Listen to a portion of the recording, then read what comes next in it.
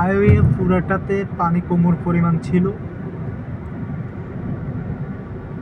এখন কতটুকু আছে ওই আমরা সমস্ত জানি না, রাস্তায় তবে এখন দেখা যাক আমরা যাব। গাড়ি চলাচল করতে পারে না, ডিস্ট্রিক্ট গাড়িগুলো চলাচল করতে পারে না। চট্টগ্রাম থেকে আমাদের অনেক ভাইরা এসেছিলেন, তারা কিন্তু সহি সালামতে পৌঁছাতে পারেননি। মাঝ রাস্তায় তাদেরকে নামতে হয়েছে, গাড়ি স্টার্ট বন্ধ হয়ে গিয়েছে, গাড়ি ঝুঁকিপূর্ণ হয়ে গিয়েছে। তো যাই হোক, এখন সকাল থেকে এখন অবধি আপনাদের সাথে শেয়ার করব পানির পরিস্থিতি কেমন, পানি কতটুকু কমেছে। আপনারা দেখতে পাচ্ছেন সামনের পরিস্থিতি অতটা ভালো না, নিশ্চয় কোনো একটা কিছু ঘটেছে। আমরা দেখতে পাচ্ছি কিছু লোক এখানে গ্যাদারিং সৃষ্টি করছে।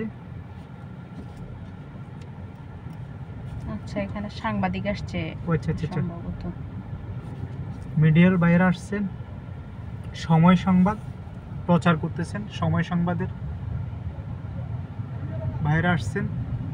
আমাদের ছেলেপেলেরা নিশ্চয়ই কোনো কিছু জিজ্ঞেস করতেছেন না কি। আচ্ছা, যাই হোক, আমরা ওটা নিয়ে কথা বলছি না, আমরা আমাদের কাজেই যাচ্ছি। যে যার যার মতো পারে খবর প্রচার করতেছে। আসলেই সত্যটা অনেকেই যাচাই করে না, অনেকে শোনা কথাই কিন্তু সংবাদ প্রচার করে দিচ্ছেন। অনেকে জায়গায় গিয়ে পর্যালোচনা করে বা পর্যবেক্ষণ করে সংবাদ প্রচার করেন। তো সেক্ষেত্রে দেখতে পাচ্ছেন মনে হচ্ছে যে পুরোটা সাগরে পরিণত হয়েছে। রাত্রের বেলা এতটা ক্লিয়ার দেখা যায়নি যতটা এই যে রাস্তার কিন্তু দিনের বেলা দেখা পানি, যাচ্ছে। যে এখনো এখানে পর্যন্ত যদি পানি তাহলে বাড়ির অবস্থা কি।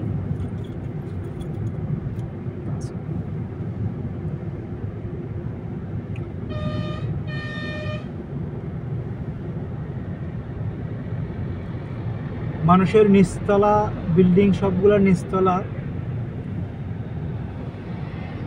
পানির নিচে তলিয়ে গিয়েছে। কেউ দোতলায়, কেউ তিনতলা আশ্রয় নিয়েছে। এই যে এখানে মানুষ সবাই মানে আশ্রয় কেন্দ্রে আশ্রয় নিয়েছিল, অনেক মানুষ বসে আছে দোতলার উপরে।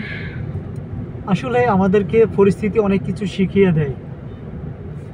এমন পরিস্থিতিতে কেউ কিন্তু আজ 2-3 দিন হয়ে যাচ্ছে কোনো খাবার পায়নি, আবার কেউ কিন্তু একাধিকবার পেয়েছে। কেউ একবারও পায়নি, আবার কেউ একাধিকবার পেয়েছে। আপনারা জানেন এরকম পরিস্থিতি আমরা অনেকবার সম্মুখীন হয়েছি, এমন সমস্যারগুলো অনেকবার সম্মুখীন হয়েছি। আমরা যখন বিপদগ্রস্ত হই তখন আমরা কিন্তু সুযোগের সদ্ব্যবহার করতে থাকি। তো সেক্ষেত্রে যারা পিছিয়ে পড়া লোক, রান্না চলতেছে, কিন্তু যারা পায়নি, যারা না খেয়ে অনাহারে আছেন, তাদের খোঁজ খবর নিয়ে তাদেরকে না দিয়ে যারা পাচ্ছেন তারা কিন্তু মনোবল নিয়ে, শক্তি নিয়ে বারবার আসতেছেন পাওয়ার জন্য। আমরা এরকম কাজ থেকে দূরে থাকব, এরকম কাজ থেকে বিরত থাকব। একজনে 2 প্যাকেট না খেয়ে 60 জনে 2 প্যাকেট ভাগ করে খাওয়ার চেষ্টা করব। আল্লাহ তাআলা আমাদেরকে এরকম তৌফিক দান করুক, আমাদের মনোবল সৃষ্টি করুক। আর আমরা যারা স্বাবলম্বী আছি, আমরা যারা তাদের পাশে যেন দাঁড়াতে পারি, আমাদের জন্য দোয়া করবেন। আপনারা আমার লাইভটা বেশি বেশি শেয়ার করে দিবেন, সবাইকে দেখার সুযোগ করে দিবেন। এখন বাংলাদেশ সময় 2টা 25, এখন বাংলাদেশ সময় দুপুর 2টা 25। আপনারা জানেন আজকের সর্বশেষ পরিস্থিতি। ইনশাল্লাহ এখন থেকে উন্নতির পথে আছে, অবনতির পথে নেই। রাস্তাঘাট, মানুষের বসত বাড়ি সব কিছুই উন্নতির পথে। আপনারা দোয়া করবেন সবাই যেন সহি সালামতে তাদের গন্তব্যে পৌঁছাতে পারে, নিজ নিজ বাসস্থানে চলে যেতে পারেন।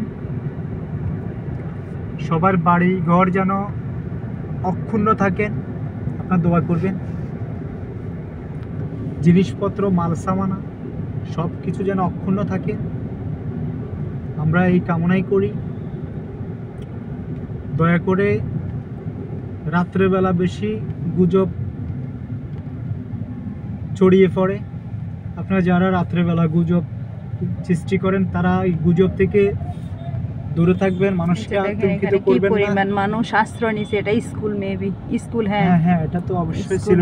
হ্যাঁ জলেশ্বর স্কুল, জলেশ্বর উচ্চ বিদ্যালয়। এটাতে গত পরশু দিন এখন পর্যন্ত শত শত মানুষ, আমাদের বিজিবির ভাইদেরকে দেখলাম,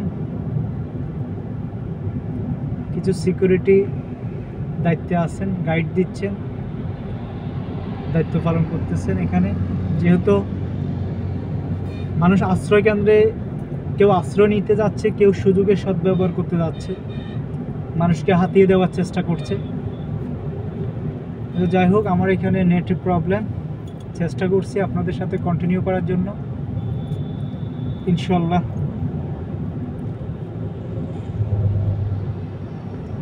কন্টিনিউ করছি।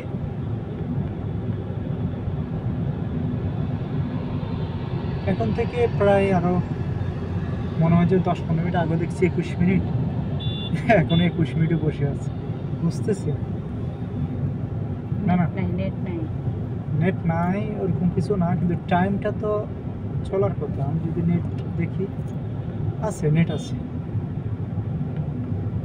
এই যে এখানেও কিন্তু আশ্রয় কেন্দ্র, এই যে দেখছেন মানুষই কি পরিমাণে মানুষ জানালা দিয়ে এখনো দাঁড়িয়ে আছে, বসে আছে। যাই হোক, আপনারা যারা আমার লাইভটা দেখতেছেন দয়া করে জানাবেন লাইভটা কন্টিনিউ আছে কিনা, আদৌ চলছে কিনা, আমার কথাগুলো বুঝতে যাচ্ছে কিনা জানাবেন, কারণ এখানে নেটের প্রবলেম।